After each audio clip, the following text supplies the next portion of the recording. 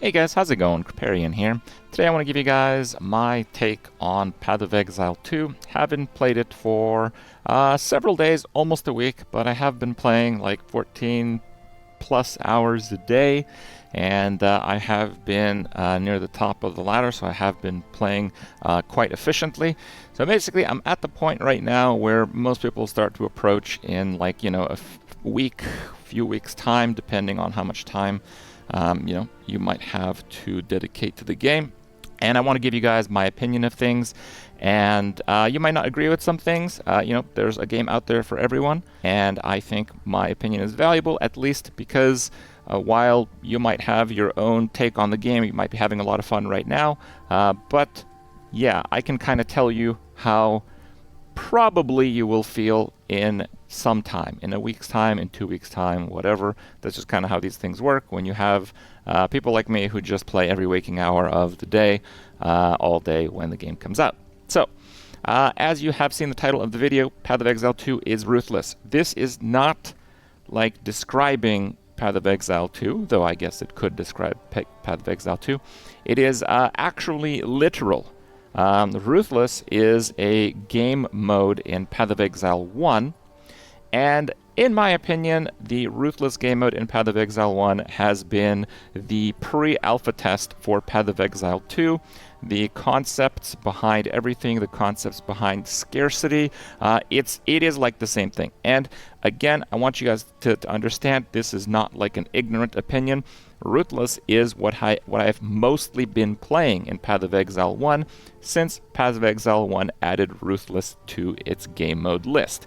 I have leveled many characters past 90, and level 90 in Ruthless is about equivalent to level 100 outside of Ruthless, so it is quite a task. And I really liked Ruthless, and for a lot of the reasons why I really like Ruthless, I quite like Path of Exile 2, but as you will see in today's video, there are certainly some issues that make it a little bit less fun. But it is pretty surprising to me, because I know a lot of people have been hyped for Path of Exile 2. A lot of people who played Path of Exile 1, they were kind of ridiculing Ruthless about how stupid of a game mode it is, and now they're basically playing the graphical and mechanical update to Ruthless, and everyone's having so much fun. How about that? I think Ruthless is fantastic in Path of Exile 1. I think people were overly dismissive about it, but the things that exist in Ruthless and Path of Exile 1 that people who typically play Path of Exile 1 didn't really like that much certainly are there, and honestly, to a higher degree in Path of Exile 2. So I think Path of Exile 2 may appeal to a new Path of Exile gamer, but I think a lot of people who really enjoy Path of Exile 1 may or may not like Path of Exile 2 in how the game is currently set up. Okay, but overall, I think Path of Exile 2 is a pretty good game. So you might be thinking, why is it like Ruthless? I'll just give you a few examples here. I hope you guys have been enjoying the music. It's nice. Polish in the game is really, really good. Okay, generally, it's like, if you want to actually get, high-tier maps, you have to literally fully invest in high-tier maps. If you want meaningful rewards from some of these, like League mechanics, you have to fully invest in them. If you just do them a little bit, they honestly feel like a waste of time. The game is filled with just real danger. It's super slow. It's super sluggish. This is the best movement skill that I have, and if you hit any object or a monster, you're stopped in your tracks, and it has a cooldown, and it has a lot of other limitations, so it is very much Ruthless. It is also very unforgiving. The amount you have to invest to make a character work to go through a boss can be daunting, and it's not that fair either. Like, you see my character now, I have like 3,000 health with honestly an absurd amount of damage reduction mechanics, more than I've seen on any other character. And I mean, you still get one shot. Like this character, high level maps, literally you're getting one-shotted all the time. The main difference from Path of Exile 2 and Ruthless is actually the dodge roll. The dodge roll seems to be something they've balanced the game around, and honestly, I don't like it that much. I don't like the dodge roll that much in general, and I don't like the fact that they're balancing the game around it. So what do I mean by, how are they balancing the game around it, Kripp? Well, in Path of Exile 1, if you want to really tank a character, you can make one. If you want to make a character that survives the highest damage ability in the game, you can do that. You're going to have crappy damage, it's going to have other disadvantages, but you can do that. In Path of Exile 2, you can't really do that. You can invest in as much health and as much survivability as possible, and you can get nearly one-tapped by a near max level map, granted, but like I did an expedition the other day, and I got killed in nearly one hit, something like 50 life, with like 0.2 second reaction time, a tiny white bubble on the ground. The visual clarity and understanding the danger of the events you're facing is not good in Path of Exile 2, and combined with the fact that you almost can't survive anything unless you are looking at everything all the time and utilizing your dodge roll. Like, there are many boss mechanics that if you mistime your dodge roll, you will get one-shotted. And I do want to also mention that I've taken a look at a lot of other people's builds, a lot of content creators are making builds and stuff. The way the game is set up is, if you want to progress, if you want to level, if you want to reach the highest tier maps, you need to make a character that doesn't, like, almost ever die.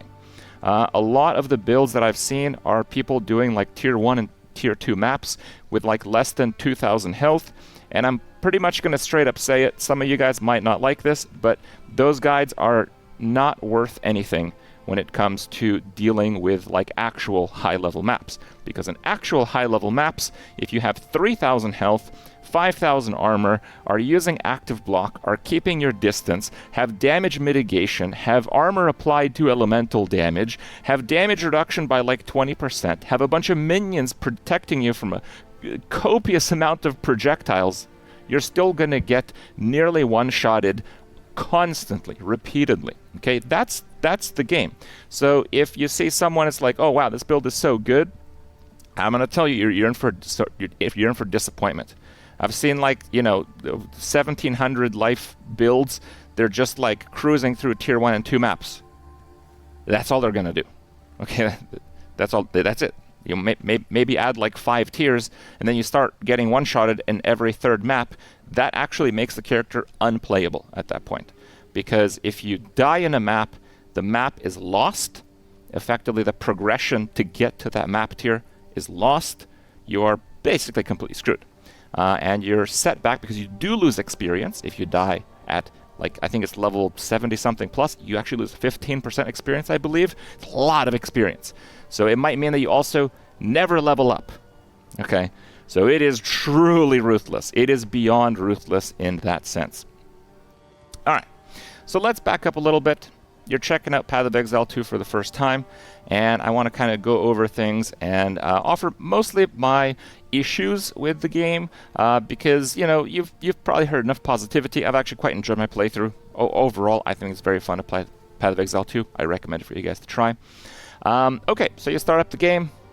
You're in the early game. The main thing that I dislike in the early game is gems and balance. I don't like their gem system more than I like Path of Exile 1's gem system, because you can't like farm to get character power. In Path of Exile 1, if you're playing a character that maybe is just not so good in the early game, or maybe it's not so good in the mid game, what you can do is you can stay in a zone a little bit longer, kill a bunch more monsters, your gems will level up, and this will be like over leveling, and it'll make the content that you're about to do a little bit less challenging.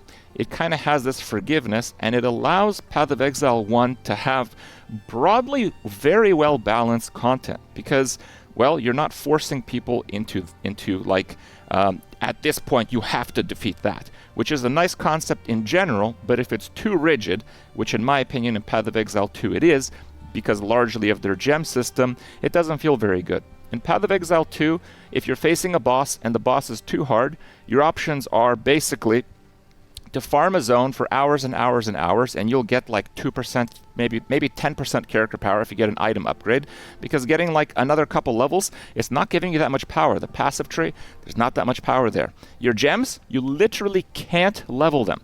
The way that gems work is the level of a gem drops from a level of a zone. So if you can't beat like a boss in the campaign, you can't increase the level of your gems. The best you can do is match the level of the gems of that zone, which usually, again, doesn't give you that much character power if your main gem is already of that level. So it gets a little bit tricky, because they're kind of setting themselves up for a real challenge in finding some sort of balance to this, because not every class is going to be pretty balanced in every single stage of the game, especially the early game. In my opinion, Path of Exile 1's gem system is amazing. I think it's the best skill system in an ARPG. I think it's a 10 out of 10 in terms of mechanics. It can look a little bit daunting, but in Path of Exile 2, it is a little bit more polished of a system. It looks a little bit less daunting, but it's actually not, because the core mechanics and the scaling and the optimal setups are still going to be like Giga Theory crafted. It's not really any simpler in that sense. It might be a little bit simpler for the player that doesn't want to look literally anything up and just wants to dive into the game. I don't know how many players like that there are these days. Maybe there's quite a few, maybe there's not. I don't know. Maybe that's something that they're keeping in mind. But overall, the core idea that you can't get power from gems is really kind of weak, in my opinion.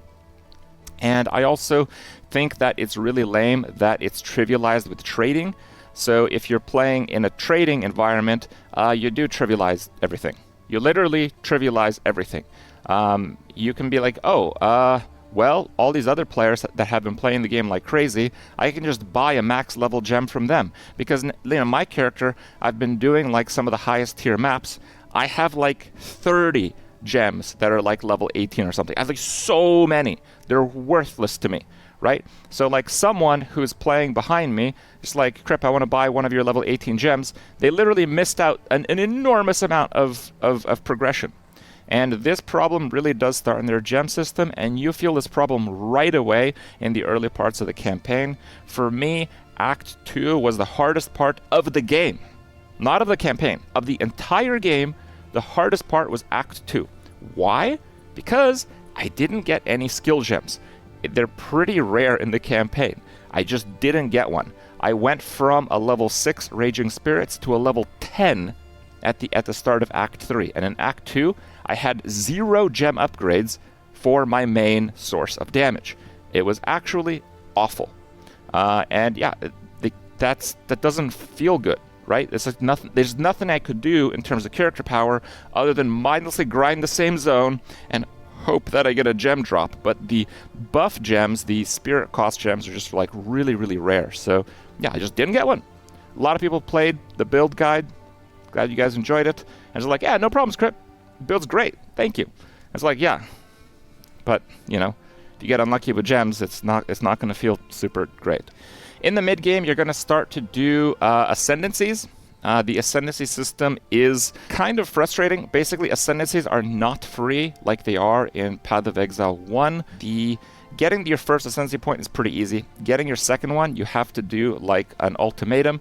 An ultimatum is insane RNG. You can do the same ultimatum and it can be unbelievably easy. It's like just clearing white trash mobs. Or it can be borderline impossible for the build that you're currently playing. I don't think this is a very good system. I like the idea behind it, but generally it feels that at least the first 3 Ascendancy groups should be a little bit more free, so people could actually kind of, take in the class that they're meaning to play. I don't feel you should have to go that hard for it. It's also Sanctum. Forced Sanctum is not something that everyone's going to like. You might like Sanctum in Path of Exile 1. I know a lot of you guys did, but in Sanctum, I played in Ruthless. And let me tell you something about Sanctum and Ruthless. With absolutely 0 movement skills or teleports, Sanctum is not all that fun. A lot of people have been seriously spoiled with Flame Dash to levels that you can't imagine anymore until you hit up some of the Sanctums. I had to do a four stage, a 4-floor sanctum for the fourth Ascendancy major node. Those are crazy. Also in the mid game, you're going to start to see balance start to come in. You're going to start to see one-shots. It's not really easy. I was going to say not possible, but it's kind of possible. It's not really easy to significantly increase your survivability. It's going to be a case where you can't really cap a lot of your resists while you're doing the campaign, but if you're lucky, maybe you'll be able to. But you'll still reach that point where you just can't do a whole lot about it. You can't gain that much survivability from the passive skill tree because there's only 2% life nodes. They're 3%, so they're hardly even worth it. It's almost worth to just get strength on the skill tree everywhere. So because you can't actually make your character more meaningfully tanky, the bosses are literally starting to just one-shot you. And it's going to be a case where, again, you either time your dodge roll properly or you die. And this notion starts around the mid-game in the campaign and continues for the rest of the game for most builds. In the endgame, and generally for endgame, I'm talking about at least mid-tier maps to endgame maps, because the early game maps are actually really easy. You can just dive into the early game maps like they're absolutely nothing. There really isn't that much to them. If you're doing a tier 1 map, it's a snooze fest for the Necro Infernalist. But yes, as you go into tier 6, tier 10 maps, it starts to get pretty serious. The endgame is entirely balanced around avoiding one-shots with dodge, pretty much. You're going to see some streamers who are just ridiculously good at the game, at micromanaging the distance between them and the mobs, and they're going to play builds that are barely over 2k health in the highest tier maps. And I'm going to tell you that you are not going to enjoy that experience, speaking to 99.9% of you. You basically need 3,000 health and armor and ridiculous defenses to not get repeatedly one-shot, and you'll still get one-shot if you don't dodge at the right times, especially on bosses and things. Maps are generally too big. This is something that has been talked about. It's, I'm not the first one to bring this to the table. It's just a real slog to go through some of these maps. Some maps are okay, some maps just feel really big. The visual clarity is very poor. There's some maps where you have to go down like a wood bridge or something, and there's trees in front of it. You literally can't see your character. And I know it's strategy, maybe you don't go on there, but bro, what are you gonna do? Go all the way around the map? You're gonna do that to avoid a bridge if there's mobs on the other side? No, they kind of set it up in ways where you have to go through narrow areas where you can get blocked in by a single monster in some cases. And yeah, you're just completely screwed because you can't actually see your character. If you're shooting the enemies from a spot where you can't see your character, they just put something under your character, bam, 4,000 damage. Sorry, you should have dodged it. So yeah, it doesn't feel very POE1-like, let's say, in that sense.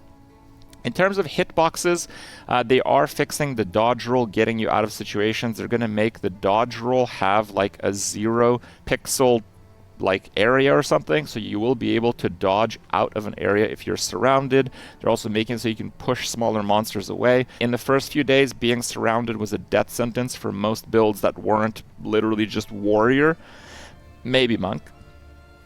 That felt terrible, but they are addressing that already. I haven't personally played that version of the game, but I think that will go a long way, so I'm not mentioning that as a big downside here. But the mobs just have hitboxes that are too big. It's just kind of dumb that there's mobs that are native to some of these maps, and they can't go over a bridge. They can't go through an alley. They're literally too big for their own maps. You're going to see mobs getting snagged on corners. They're clipping. And your minions are doing the same thing. I don't have an example right now, but I've had many examples playing the game. It just feels kind of jank. It feels like with a game as polished as Path of Exile 2 is, you shouldn't be seeing this kind of crap in it. The thing is that if they make mobs' hitboxes a lot smaller, it might actually trivialize the difficulty of the game in a lot of cases, so they might not do that. That will be a tough one for them to solve, in my opinion. It is kind of tied to the map size. One suggestion that I have is I would like to see at least the maps with bosses in them just generally be the boss. Okay, I think it's kind of lame that in the maps that have bosses, yes, the boss is the challenge, but you still have to do like the entire map all over again. The bosses are pretty cool though, save for the fact that you have to use your dodge roll to avoid getting one-shotted in nearly all of them in the highest tier of maps. They are rewarding enough.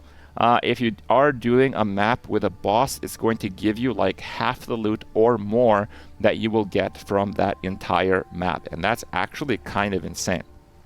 One thing that you'll notice if you're going through maps is that the mobs don't actually scale that much more HP.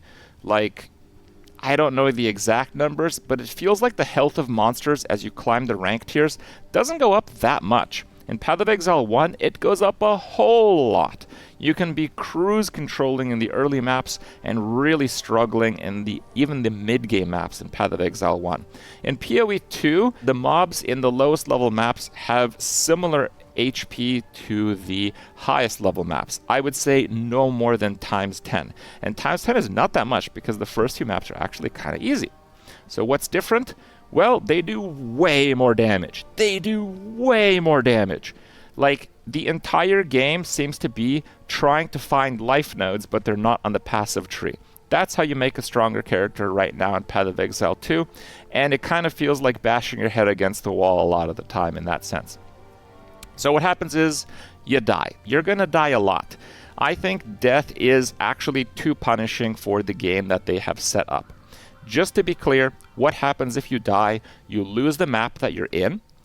You lose experience. I think it's like 15%. Maybe it's 10. I'm not too sure. I didn't really look at it, but it's a lot because the experience rates are similar to Ruthless and Path of Exile 1, which are absolutely brutal. Much, much harder to level up. You lose a lot of time because to sustain the highest level maps in Path of Exile 2, what you need to do is you need to use maps you have a lot of on the nodes without bosses, and then the nodes that do have bosses, that's where you put your high maps. So in a high map, if you die against the boss because you mistimed your dodge roll once, you lose that map. You lose possibly some tablets in the tower that you cleared for it.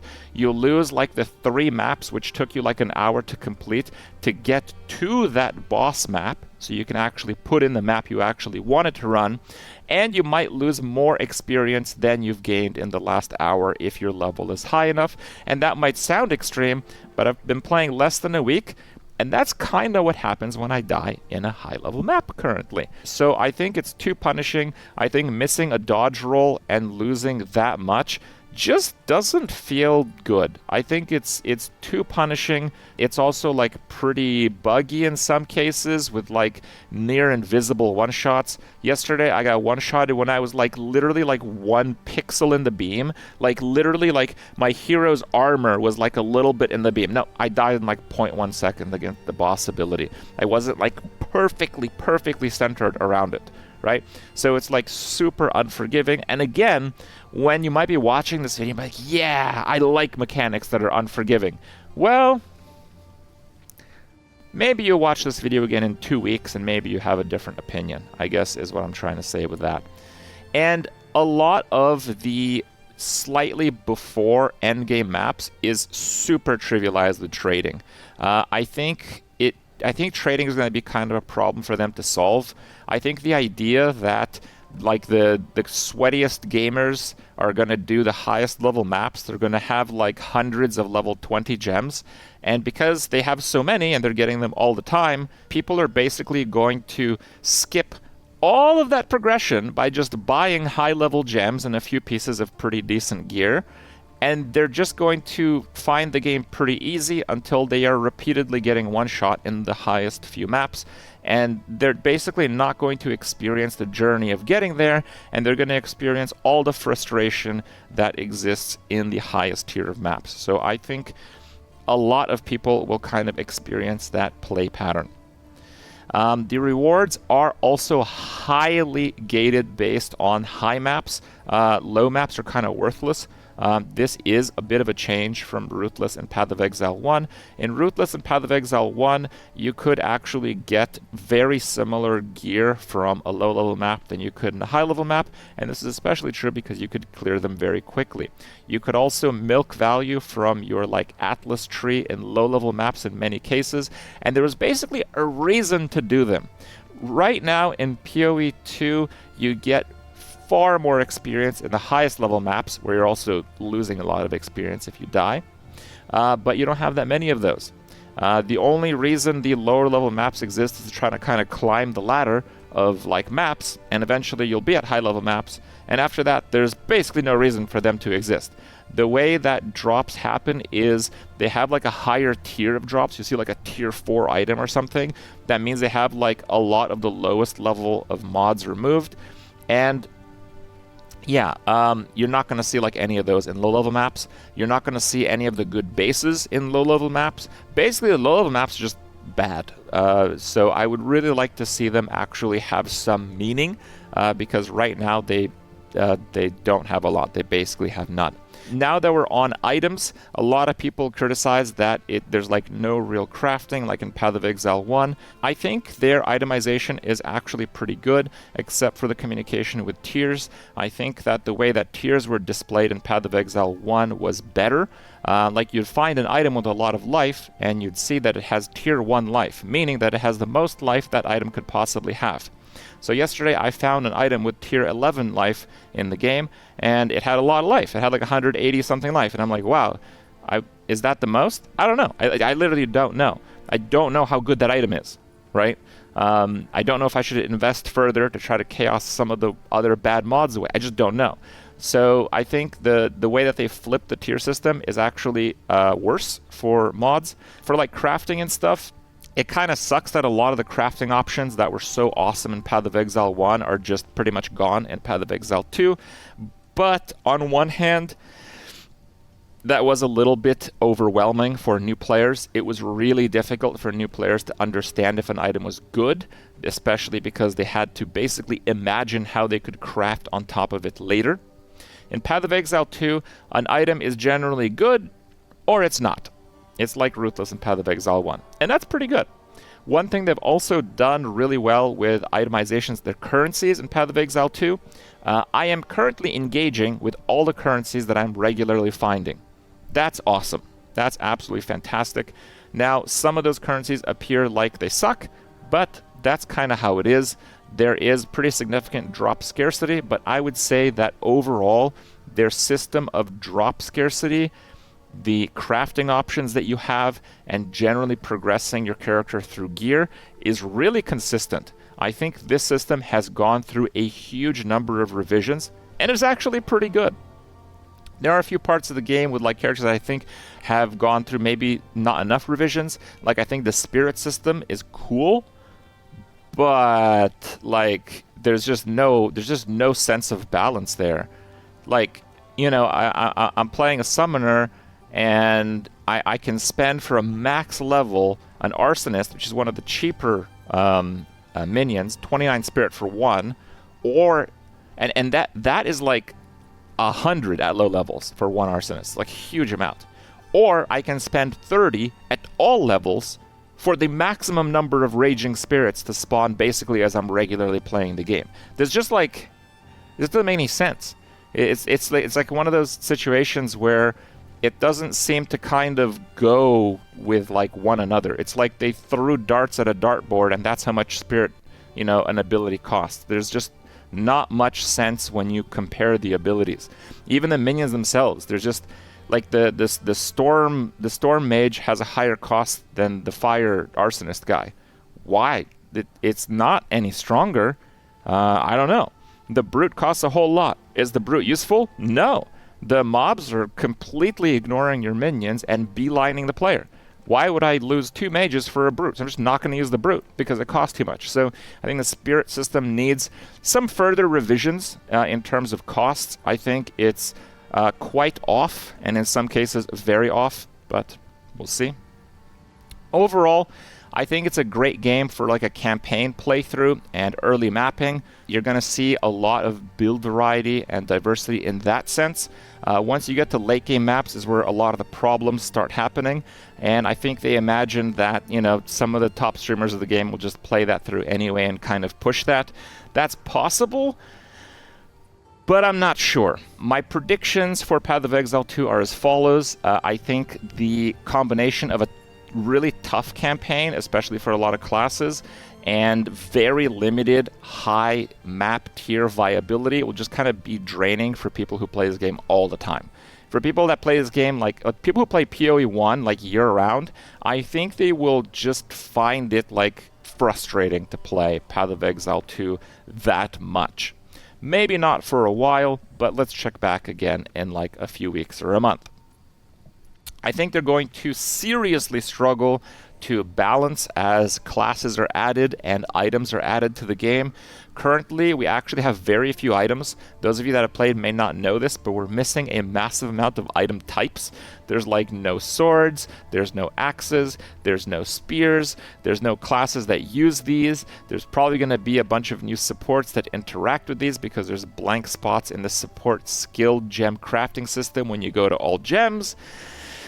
And they have like repeatedly nerfed stuff in the very first few days. We literally had a hot fix like deleting a mechanic almost from Titan one day into the beta starting out. So, you know, I think they are really going to struggle to kind of put all the abilities in line with how many of them they have and how many they have yet to add. And I also think a really big part of POE2 right now is it won't really have the high reward and chill playstyle that certainly exists in Path of Exile 1. Path of Exile 1 is a mix. It's a mix of sometimes you'll have really challenging content, sometimes you'll just focus on really crafting something, sometimes you'll just like do a whole bunch of trading and improve your character that way in a very serious way because you can just equip any item you want. It's not like gated that much on like your levels and stuff most of the time. Now, yeah, you have the intense play time in POE1, but you also have the chill play time. In POE2, there's no chill. The only chill you're getting in POE2 is if you're doing content that's offering you nothing. Like yeah, I could do a tier 2 map. Like when I eat on stream, I'm literally playing with one hand and I'm unable to use my health potion. Do you know what I do? Tier 5 maps. Yeah. What do I get? Nothing. I complete the nodes where I go to the boss nodes where I actually need to do stuff. But like the chill playtime is 0. There's pretty much no reason to do it. There's no reward. There's no reward for chill, so the game is just not chill. It doesn't have the chill plus somewhat rewarding combo that is certainly there in Path of Exile 1. And I think largely because of that and the crafting systems that honestly I don't think will be added to Path of Exile 2 in this decade at least, Path of Exile 1 will still have a pretty high demand of players. But for now, you know, POE2 is the latest and greatest, so people will just kind of be focused on that. But I certainly don't see Path of Exile 1 going away just because it offers such a different kind of gameplay. Hope you guys enjoyed my review. Hope it was worth your time. And we'll see you next time.